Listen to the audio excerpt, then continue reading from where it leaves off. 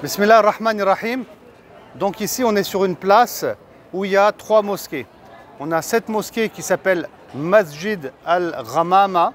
Ensuite on a cette mosquée là-bas qui s'appelle la mosquée Abu Bakr, qui fait allusion à Abu Bakr as-Siddiq. Et on a l'autre mosquée, mais on n'a pas accès, elle est en rénovation depuis plusieurs années, derrière, qui s'appelle la mosquée Ali. Alors, ces mosquées-là, elles ont été construites à l'origine par le savant Omar ibn Abdel Aziz. Donc c'était un savant, mais en même temps c'était un calife bien guidé sous les Omeyyades. Omar ibn Abdel Aziz, il avait une particularité, il aimait beaucoup le prophète sallallahu alayhi wa sallam. Comme son prédécesseur Abdallah ibn Omar. Abdallah ibn Omar était le fils de Omar ibn al-Khattab radiyallahu ta'ala anhu.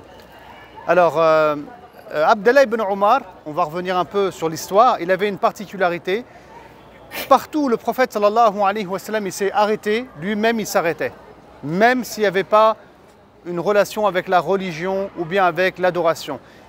Ça, c'était par amour envers le prophète sallallahu alayhi wa sallam. Et bien entendu, il n'exigeait rien de personne. C'était sa relation personnelle, individuelle, d'amour envers le prophète sallallahu alayhi wa sallam. S'il s'est arrêté dans un endroit, toute sa vie s'arrêtera dans cet endroit s'il vient à passer en ce lieu.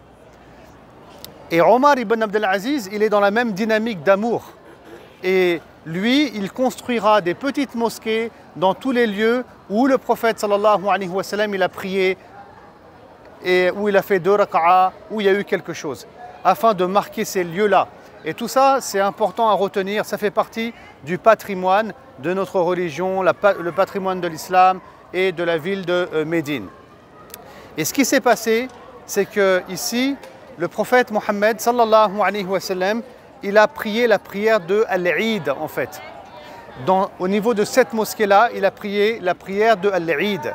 Parce que comme je vous expliquais, il y avait plein de quartiers autour de la mosquée, autour du quartier des Bani Najjar. Il y avait plein de quartiers, les Bani Abd al-Ashhal, ils avaient leur quartier, les Bani Sa'ida, ils avaient leur quartier. Et il y avait des salles de prière dans tous les quartiers, afin que chacun puisse faire la prière au moment de la prière. Mais le jour de l'Eid, tout le monde quittait son quartier, tout le monde venait prier derrière le prophète sallallahu alayhi wa sallam. Mais sa mosquée, avec les agrandissements qu'il y a eu de son vivant en l'an 7 après la bataille de Khaybar, elle faisait 50 mètres de long et 50 mètres de large. On ne peut pas rentrer tous les musulmans. Donc, on sait aussi que la prière de l'Eid, c'est conseillé de la faire dehors, en plein air, etc. Le prophète sallallahu alayhi wa sallam, il marchait de sa demeure. Maintenant, vous avez une idée où se trouve sa maison, dans cette direction-là, à peu près, je dirais, moi, à 400 mètres environ. Le prophète sallallahu alayhi wa sallam, il venait jusqu'ici, et c'est là qu'il se mettait pour faire l'imam. Et derrière, il y avait tous les musulmans, masha'Allah, imaginez la scène, qui priaient la prière de l'Eid derrière le prophète sallallahu alayhi wa sallam. Et c'est aussi en ce lieu que le prophète sallallahu alayhi wa sallam, au moins une fois, si ce n'est plus, il a dirigé la prière de al-istisqa, la prière donc de la pluie. C'est en ce lieu-là. Et on rapporte aussi qu'une fois, il y a un nuage qui a protégé le prophète sallallahu alayhi wa sallam, qui lui a fait de l'ombre, qui l'a protégé du soleil en ce lieu-là. C'est pour ça qu'on l'appelle la mosquée al-Ghamama en fait. Voilà, donc c'est un lieu qui a toute son importance. Et quant à la mosquée de Abu Bakr as-Siddiq, radiyallahu ta'ala anhu, c'est la même chose. Elle a été construite pour la première fois par Omar ibn Abdel Aziz. C'est aussi un lieu où le prophète sallallahu alayhi wa sallam aurait dirigé la prière de l'Eid. Et Abu Bakr as-Siddiq, lorsqu'il deviendra calife, c'est en cet endroit-là qu'il se mettra à chaque fois pour diriger la prière de l'Eid.